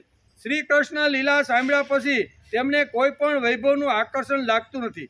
ભગવાન નાના બાળક શા માટે બન્યા? બાળક બનવાની ઈચ્છા ભગવાનને શા માટે થઈ? નિર્ગુણ નિરાકાર જેને કોઈ આકાર નથી એવા જે ભગવાન છે એ સગુણ સાકાર રૂપ બન્યા અને એમાંય પાછા બાળકનું રૂપ ધારણ કર્યું. બાળક શા માટે બન્યા ભાઈ? તો અહીં બહુ સરસ રીતે સમજાવે છે. ભગવાનને લાગ્યું કે જગતમાં કોઈને પણ આકર્ષિત કરે એવા કેટલાય વિષયો પડ્યા છે. જગતની અંદર આવી રીતના આકર્ષિત કરે ને એમાં પછી બધું જ હોય. લાડી હોય, ગાડી હોય, પાડી હોય, વૈભવ હોય, મોટા મોટા ફાર્મ હાઉસ હોય, મોટા બંગલા હોય, મોટા મિત્ર હોય, બધેથી કીર્તિ મળતી હોય. આવા બધા આકર્ષિત આવી રીતના ભોગો છે. એ બધા ભોગો છોડી અને આવા ઘણા મહર્ષિઓ રાજર્ષિઓ મારા પગની અંદર આવીને મારું ચરણામૃત શા માટે લે છે? આટલો મોટો વૈભવ, આટલો મોટી કીર્તિ, આટલું મોટું ખાવા પીવા રહેવાનું અને છતાંય એ બધાનો ત્યાગ કરે છે અને મારા ચરણમાં આવી અને મારું ચરણામૃત લે છે. ભગવાન વિચાર વૈકુંઠમાં બેઠા બેઠા કરે છે કે આ શા માટે આ લોકો રાજર્ષિઓ મોટા મોટો આવા રીતના વૈભવ છોડીને મારા પગમાં આવે છે? ભગવાન વિચાર કરે છે કે આ ઉંમરે જો હું મારો અંગૂઠો મોઢામાં લઉં ને તો મને કોઈ ગાંડો કહે. યુવાન વયની અંદર કોઈ મોઢામાં જો અંગૂઠો લે, બરોબર ને, ચાટતો રહે તો કે ભાઈ આ તો ગાંડો થઈ ગયો, આને હોસ્પિટલમાં દાખલ કરો. એટલે ભગવાન વૈકુંઠમાં બેઠા બેઠા વિચાર કરે છે કે આ વૈભવની ટોચ ઉપર બેઠેલા જે વૈભવવાન છે એ પોતાના વૈભવને તુચ્છ સમજી અને મારા ચરણમાં આવી અને મારું ચરણ હું સામા. ત્યારે કહેશે કે આ તપાસ તો મારે કરવી જોઈએ કે અંગૂઠામાં એવું કયું ગળપણ છે કે મારા અંગૂઠાનું ગળપણ આ મોટા મોટા મહર્ષિઓને મોટા મોટા રાજાઓ છે, બરાબર ને, ભર્તુહરી જેવા રાજા છે, આ બધા શું કર્યું, કેટલો મોટો વૈભવ, કેટલું મોટું બધું છે, છતાંય છોડીને ગયા કે નહીં? આ ભરત જેવો ભરત, બરોબર ને, યુવાન વયની અંદર પોતાના દીકરાને ચોપડી અને ગંડકી નદીના કિનારે આવ્યો અને આ બધા મારા ચરણમાં પડીને મારું આવ્યું, તો મારા અંગૂઠામાં એવું શું છે ભાઈ કે આ લોકો આટલું મોટું છોડીને મારા અંગૂઠાના આવી રીતનું ચરણામૃત લે છે? ભગવાન કે આ મારી ઉંમર તો મોટી છે, અત્યારે લક્ષ્મી સાથે બેઠો છું અને આ ઉંમરે જો અંગૂઠો મોઢામાં લઈને તપાસ કરી કે આમાં કયું ગળપણ આ ભક્તો નાખે, તો એ તો સારું ખોટું છે. તેથી ભગવાન વિચાર કરે છે કે શું કરે છે કે હવે મારે આ રૂપ છોડી અને મારા અંગૂઠામાં આ હું પડેલું છે ને લોકો મારો અંગૂઠો શા માટે ધોઈને પીવે છે એ મારે તપાસ તો કરવી પડે. ભગવાનના જુદા જુદા એટલે કે આ લીલા શ્રી કૃષ્ણની લીલા સાંભળ્યા પછી તેમને ભગવાનને લાગ્યું કે જગતમાં કોઈને પણ આકર્ષિત કરે એવા કેટલાય વિષયો પડ્યા છે, તે બધાને ઠોકર મારીને તે ભક્ત અને રાજસીઓ શા માટે મારા પગમાં અનુરક્ત થતા હશે? શિખંડ કરતાં વધારે મારા પગમાં શું ગળામણ છે? આ શિખંડ છોડીને મારા પગમાં આવે છે, બરાબર, તો એવું મારા પગના અંગૂઠામાં શું છે? ભક્તો મારા પગનું ચરણામૃત લઈને શા માટે અનુરક્ત રહે છે? મારા પગમાં કયું ગળપણ છે તે મારે જોવું જોઈએ. આ રૂપે એટલે કે આ રૂપ લઈને અંગૂઠો મોઢામાં નખાય નહીં તો અહીં બધા દેવતાઓને બધા કે લક્ષ્મી કે આ હું તમે નાટક શરૂ કર્યા હે? આ અંગૂઠો આવડી મોટી ઉંમરે, એટલે આ ઉંમરમાં તો આ કરાય નહીં. તેથી અહીંયા ભગવાન બાળકનું રૂપ ધારણ કરે છે. કરાર વિંદે ન પદાર વિંદમ મુખાર વિંદે વિનિવેશયંતી વટસ્ય પત્રસ્ય પુટે શયાનમ બાલમ મુકુંદમ મનસા. વડલાના પાંદડાની અંદર શયન કરવાવાળા જે ભગવાન છે એ નાના બાળક બન્યા છે. નાના બાળક બની અને આ જે મહર્ષિઓ રાજર્ષિઓ જે મારા પગનું ચરણામૃત લઈને જે આનંદ મેળવતો, આમાં હું કયું ગળપણ છે? શિખંડ કરતાં વધારે છે? એમ કરી અને વટસ્ય પત્રસ્ય પુટે શયાનમ બાલમ મુકુંદમ મનસાસ્મય. હા, એટલે કે વડલાના પાંદડાની અંદર શયન કરવાવાળા હાથથી પગનો અંગૂઠો મોઢામાં લઈ અને ચૂસવાવાળા ભગવાનને હું નમસ્કાર કરું છું. આમ આપણા સંતોએ કીધું. તેથી ભગવાન બાળક બની ગયા છે, એટલે કે બાળક બનીને અંગૂઠો લીધો છે. ભગવાનની લીલા સાંભળ્યા પછી કોઈ પણ વસ્તુનું આકર્ષણ ન રહેવું, બીજાનું આકર્ષણ હવે બંધ કરવું. આ ઉંમરે તો હવે બંધ કરવાની ખૂબ જરૂર છે. તેથી સુખદેવજી રાજા પરીક્ષિતને કહે છે કે હે રાજન, તમે તમારી વિશુદ્ધ અને વિવેકવાળી બુદ્ધિને પરમાત્માના ચિંતનમાં હવે ભરી દો. હવે સમય એકદમ તમારો એકદમ નજીક આવી ગયો છે, તેથી તમારે આ ભરી દેવાનું છે. તમે પોતે જ સ્વયં પોતાના અંતરમાં સ્થિત પરમાત્માનો સાક્ષાત્કાર કરો. તમારા મૃત્યુનો સમય ધીમે ધીમે નજીક આવતો જાય છે, માટે તમે સાવધાન થઈને ભૂતકાળ ભવિષ્યકાળ અને વર્તમાનને ભૂલીને મનને એકાગ્ર કરી અને તમે ભગવાનની અંદર આ બધું પરોવી જો એનો સાક્ષાત્કાર કરો. બીજું કાંઈ કરવાનું નહીં. સમસ્ત સૃષ્ટિનો ચાલક ભગવાન શ્રી કૃષ્ણ હૃદયમાં આવીને બિરાજમાન થયો છે. આ ભાવનાથી તમે પરમાત્માનો સાક્ષાત કરવાનો પ્રયત્ન કરો. સાક્ષાત આખા વિશ્વને ચલાવવાની શક્તિ છે ને એ તમારા હૃદયમાં આવીને બેસી ગઈ છે. એ જ અનુભવ તમે અત્યારે કરો. હે રાજા પરીક્ષિત, જુઓ, તમે મૃત્યુઓનું પણ મૃત્યુ છો. તમે સ્વયં ઈશ્વર છો. બ્રાહ્મણના શાપથી પ્રેરિત તક્ષક તમને ભસ્મ કરી શકશે નહીં. તક્ષકની તો વાત જ ક્યાં રહી? સ્વયં મૃત્યુ અને મૃત્યુઓનો સમૂહ પણ તમારી નજીક ફરકી શકે. અનુસંધાન ચિંતન કરો કે હું જ સર્વનું અધિષ્ઠાન એવો પરબ્રહ્મ, હું પોતે જ પરમાત્મા છું. સર્વાધિષ્ઠિત બ્રહ્મ હું પોતે જ છું.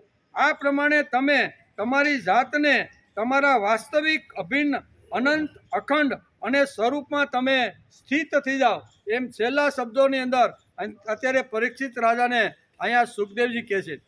હે રાજા પરીક્ષિત, તે સમયે પોતાની વિષથી ભરેલી જીભના લપડકા લેતો અને પોતાના હોઠ ચાટતો તક્ષક આવીને પોતાના વિષભર્યા મુખથી તેમને દંશી જાય. એટલે કે દંશી જાય તો પણ કંઈ પરવા તમારે નથી. એ પહેલાં તો તમે પરબ્રહ્મ પરમાત્માના આવી રીતના જીવનની અંદર તમે લીન થઈ ગયા હશો. ખાલી શરીર પડ્યું છે અને પછી ભલે ને તક્ષકને જેટલા ડંખ દેવા હોય એટલા દે, પણ તમને તક્ષક કાંઈ કરી શકવાનો નથી. એટલે કે હોઠ ચાટતો તક્ષક આવીને પોતાના વિષભર્યા મુખથી તમને દંશી જાય તો પણ કોઈ પરવા નહીં. તમે તમારા આત્મ સ્વરૂપમાં સ્થિત થઈને આ શરીરને તો શું સંપૂર્ણ વિશ્વને પોતાનાથી ભિન્ન નહીં દેખો. આ શરીર તો શું પણ વિશ્વના કોઈ પણને તમે ભિન્ન દેખશો. વિશ્વ તમારી અંદર આવીને આવી રીતનું સ્થિત થઈ ગયું છે. તમને જ ભગવાનનો સાક્ષાત્કાર થશે. તમે પોતે જ ભગવાન છો એવી રીતનું તમે અનુભૂતિ કરો. એમ કહીને કહેશે કે સંપૂર્ણ વિશ્વને પોતાથી ભિન્ન નહીં દેખો. આત્મા સ્વરૂપ પુત્ર હે રાજા પરીક્ષિત, તમે વિશ્વાત્મા ભગવાનની લીલા સંબંધથી જે પ્રશ્નો કર્યા હતા એ પ્રશ્નનો મેં મારી બુદ્ધિ પ્રમાણે તમને મેં ઉત્તરો આપ્યા. હવે વધારે શું સાંભળવાની ઈચ્છા રાખો છો? આમ કરી અને સુખદેવજી મહારાજ કહે છે કે જ્યાં સુધી હું આ ગંગા મૈયાના પવિત્ર કિનારા ઉપર, કારણ કે મારું જીવન બ્રહ્મભૂતિ થયેલું છે, એટલે જ્યાં બ્રહ્મભૂતિ જીવ થયેલો હોય ત્યાં કોઈ કાળ આવી શકતો નથી. એટલે હું જાઉં તો જ તક્ષક આવશે, નકર આવવાનો નથી. આ કોણ કહે છે? સુખદેવજી મહારાજ કહે છે કે મારી એટલી તાકાત, મારું એટલું બળ, અથવા મેં એટલો સાક્ષાત્કાર કરેલો છે કે મારી અંદર, મારી આગળ પાછળ કાળ ફરકી શકે નહીં. તેથી હું ગયા પછી જ અહીંયા તક્ષક તમારને દંશ દેવા માટે આવવાનો છું. આમ કરી અને બે હાથ જોડી અને અરસપરસ મળી અને સુખદેવજી અહીંયા ગંગા મૈયાના પવિત્ર કિનારા ઉપરથી આટલી વાતો એને સંભળાવી અને અહીંથી વિદાય લે છે. અને કહેતા જાય છે કે હવે તમારે કાંઈ સાંભળવાની ઈચ્છા છે, અને જો ઈચ્છા હશે ને તો તમને નૈમિષારણ્યની અંદર સૂતજી મહારાજ ઋષિઓને જે કાંઈ બોધ આપવાના છે ને એ બધી વાતો આના પછી તમારે કરવાની છે. ઇતિ શ્રીમદ ભાગવતે મહાપુરાણે પારમહંસ્યા સંહિતાયા દ્વાદશ સ્કંદે બ્રહ્મોપદેશ નામ, એટલે કે 5મો અધ્યાય સમાપ્ત. 12મા સ્કંદ અંતર્ગત બ્રહ્મ ઉપદેશ આપવાનો નામનો 5મો અધ્યાય સમાપ્ત થયો. બ્રહ્મ ઉપદેશ હતો થોડોક શરૂઆતમાં અઘરું પણ પડ્યું સમજવા માટે, પણ આપણે સમજવું તો જોઈએ જ. એટલે એ સમજવાનો આપણી નાની એવી ટચુકડી બુદ્ધિથી આપણે પ્રયત્ન કર્યો. એમ કરીને આ અધ્યાયને આજે આપણે નમસ્કાર કર્યા. હવે આવશે 6ઠ્ઠો અધ્યાય. આવતીકાલ શનિ રવિ 2 દિવસની રજા. સોમવારે આપણે આવશું ત્યારે પરીક્ષિત રાજાની પરમ ગતિ. બીજો વિષય છે જન્મેજયનું સર્પસત્ર અને વેદોના, એટલે કે વેદોના શાખાભેદ. આ 3 વિષય આવવાના છે. કારણ કે અહીંયા કોને ખબર પડી જન્મેજય રાજાના, એટલે કે અહીંયા પરીક્ષિત રાજાના દીકરાને ખબર પડી કે મારા પિતાને આવી રીતનો તક્ષકે નાક શું કહેવાય દંશ દઈને પર શું કહેવાય, હા, એટલે હવે મારે બધાને વીણીને મારે યજ્ઞમાં સાહા કરવાના છે. એટલે એ બાજુ હસ્તિનાપુરની અંદર અહીંયા આ તક્ષક યજ્ઞ કરીને તક્ષકોને પકડવા માટે જેટલા પૃથ્વી ઉપર સાપ હોય ને એ બધાને પકડીને યજ્ઞ કરે છે. એની અંદર હોમે છે. રાજા પરીક્ષિતની પરમ ગતિ થઈ ગઈ છે. અને અહીંયા તક્ષક છે અત્યારે ગભરાતો ઇન્દ્રના સિંહાસનની નીચે આવી ગયો છે. અને આ યજ્ઞ પૂરો કોઈ રીતે થતો નથી. અને પછી ભગવાન પોતે અહીંયા આવીને એને સમજાવે છે કે ભાઈ તું આ બધું બંધ. એ વિશે આપણે સોમવારથી આપણે લેવાનો છે, બરાબર ને?